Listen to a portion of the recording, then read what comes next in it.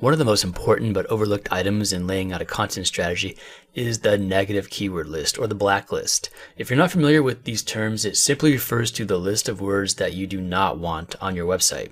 So it might sound counterintuitive at first. I mean, why would you care about the words that you do not want on your website?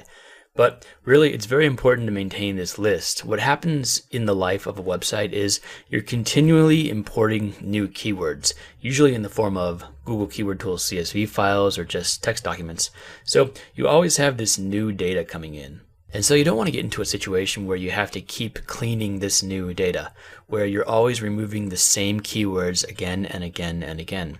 And so that's why we keep a blacklist in Keyword Organizer, because once you blacklist a keyword one time, then it will never bother you again. You don't have to look at it again if you don't want to.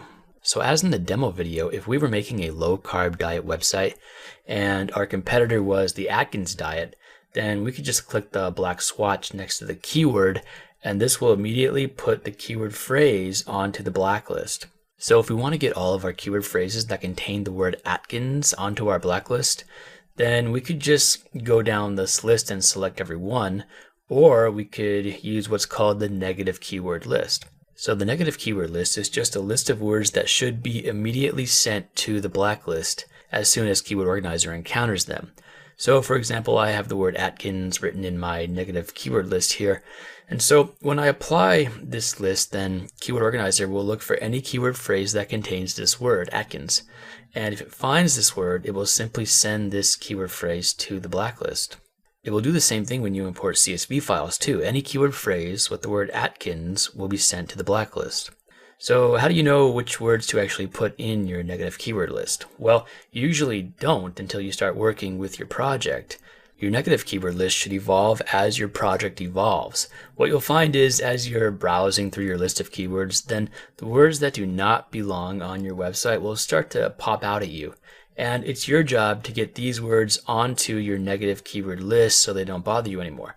Now, fortunately, we've made this really easy in Keyword Organizer. For example, we can see the keyword phrase gluten-free diet here. Now, in the example carb-free diet website, we won't have much use for words about gluten-free dieting.